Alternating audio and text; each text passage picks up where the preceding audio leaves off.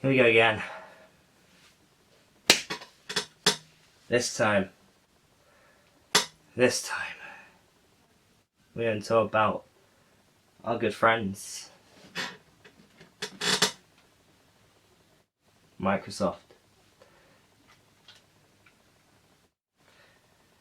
I broke this battery pack, by the way. It's pretty broken. Yes! Ow. Right, yes! So today we're talking about our good friends Microsoft and a new Project Scarlett and why I don't like it, necessarily.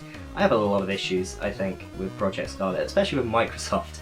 I have a lot of issues with Microsoft, and everything that happened with the Xbox One and everything that happened with the Xbox 360 that was bad happened to me, I think. Just everything bad that's happened with Xbox has affected me in literally every way, and anything that comes out, I'm just really salty with Microsoft.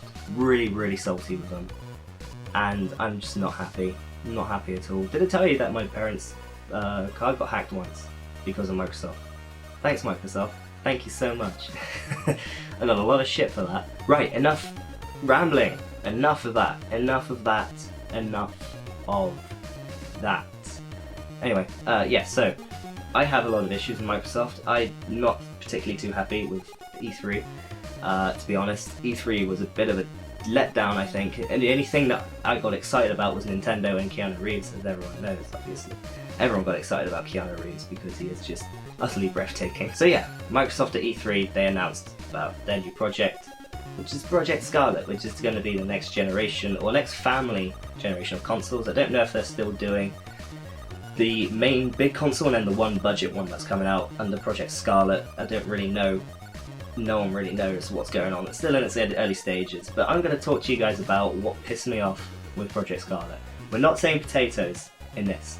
I am going to be swearing a lot because I get really impassioned when it comes to this.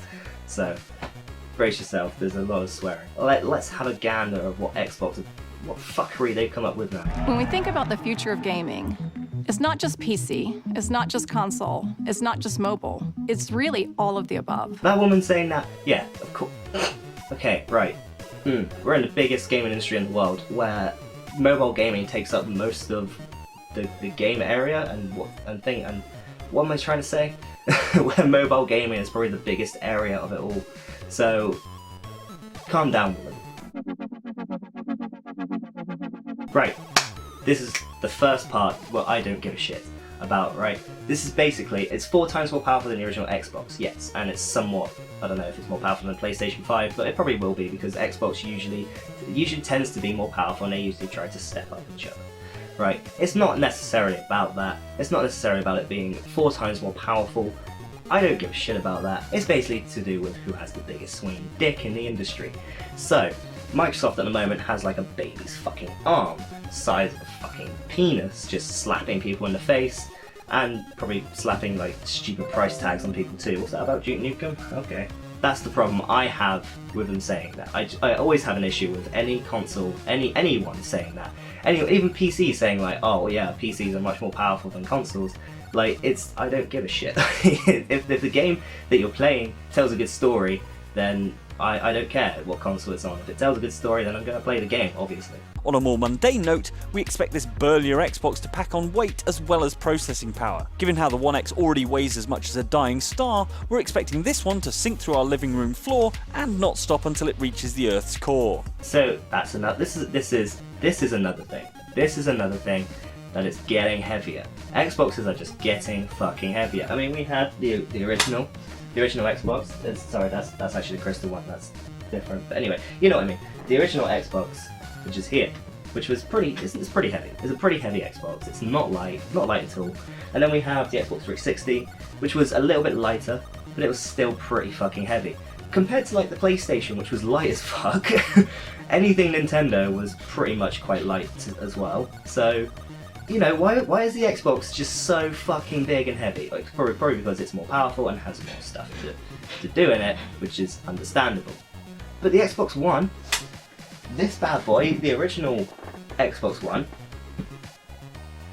that I could fucking curl that and I can get jacked to shit, right? That thing is huge, and it's not light. It's not light at all. And I imagine the Xbox One X, which was bigger, is probably a hell of a lot more heavier than that as well. That is actually quite crazy how this is going to be heavier than the Xbox One.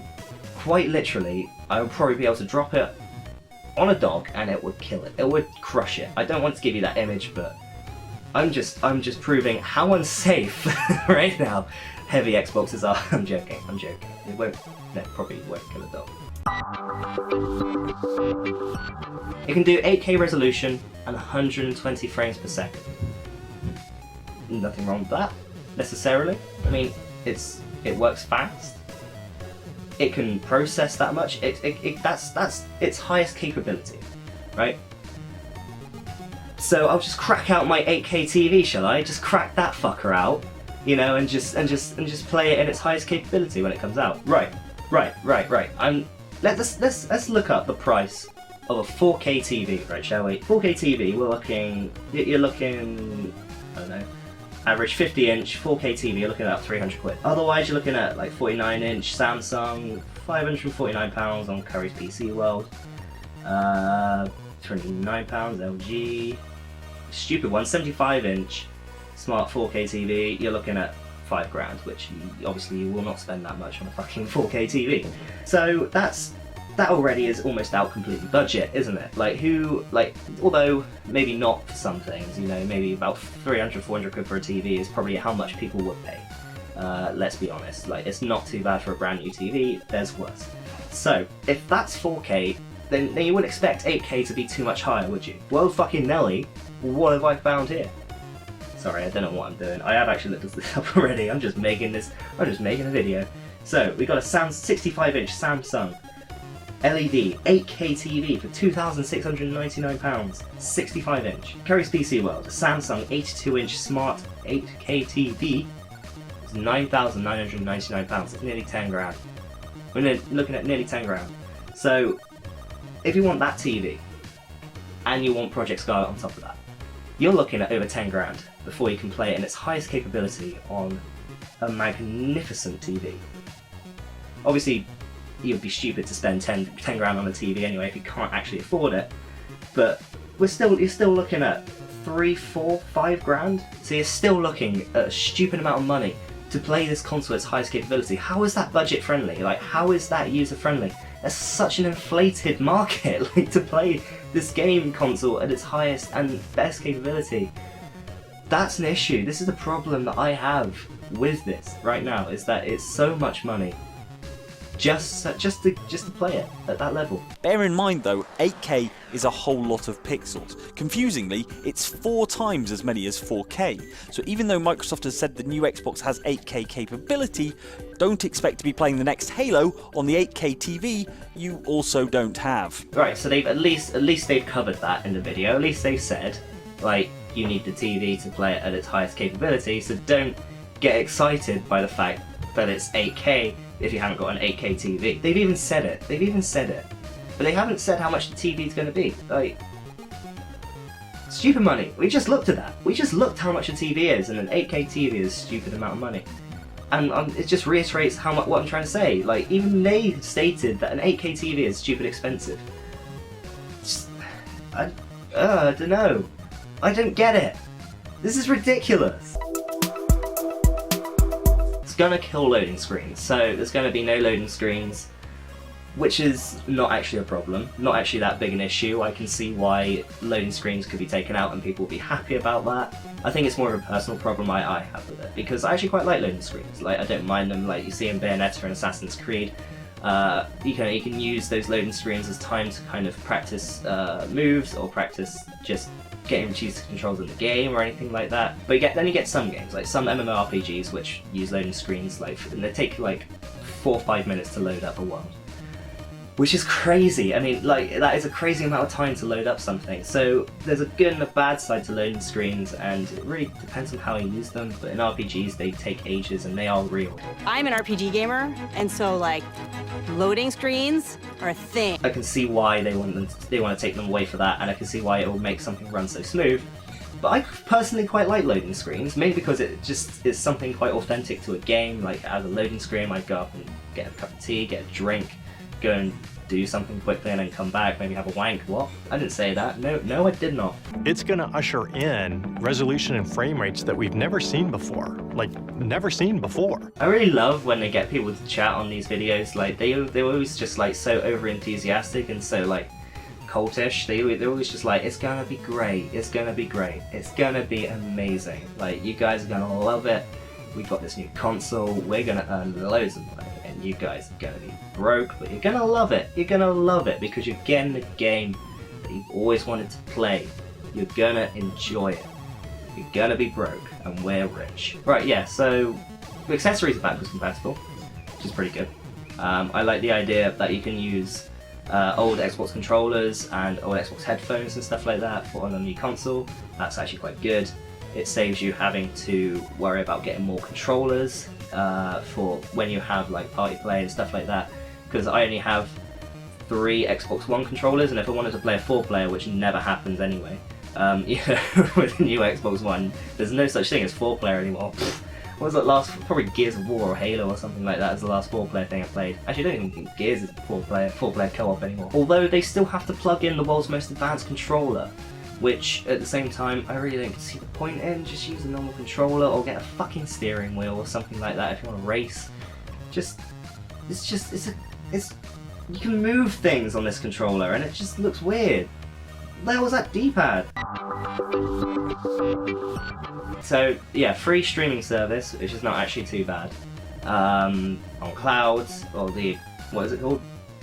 xCloud or something like that, Microsoft Project xCloud or something like that, which is be a free subscription streaming service for Microsoft, so that's not too bad, but is it gonna break down? Like, because it's free, are they gonna be able to handle that? Like, it's very difficult to kind of think about that. You know, it's just Microsoft we're talking about. Like, I'm just worried about their reliability when it comes to handling stuff like this properly, so I'm hoping it'll be alright. It should be fine, I hope. I really hope. 2020 release next year. Project Scarlett coming to your screens. What? No, it's coming to you. You're gonna find Project Scarlett in a store near you around Christmas time next year. Some people are gonna be so broke at Christmas. People are gonna be so broke next Christmas. Like, people are going to be so broke. So obviously Project Scarlett's still in its early days, so there'll be more released about it in the future, which would be nice to see, because I can't wait to see more about Project Scarlett and just how much bullfuckery that's going to come out of it, because I'm probably going to get worked up over a lot of it. Either way, I'll probably... Will I end up buying Project Scarlett? Will I buy the console? Probably yes. I probably will end up buying it because I'm just a sucker. I say as much bullshit as I do on it about the console and how I'm not happy about a lot of the stuff, and how a lot of the stuff just made me... I just basically vented how angry I am about a lot of the stuff and how a lot of it has frustrated me.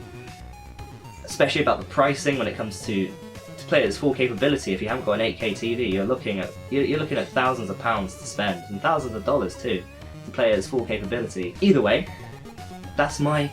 I feel a lot better now. I feel like a weight has been lifted off my shoulders. I feel relieved. I feel calm now. I feel a lot more calm about Project Scarlett and its problems that I have with it. So I'm very happy that I've got that off my chest. Got that off my chest and I've been able to vent. So thank you all so much for listening and watching me. Please like, comment, subscribe. I really appreciate it, and tell me what you think about Project Scarlett in the comments down below. I'd love to hear what you guys think and to have a bit of a conversation, maybe some chats with you guys about what your thoughts on Project Scarlett. Do you like some of the stuff that I hated, or do you hate some of the stuff that I like? You know, just let me know what you think about Project Scarlett, because I'd really love to hear that, and it'd just be really nice to talk to you guys about it. Please, I'm very lonely, I need some help, please. Anyway, thank you all so much for watching, and I'll see you all in the next video. Bye bye.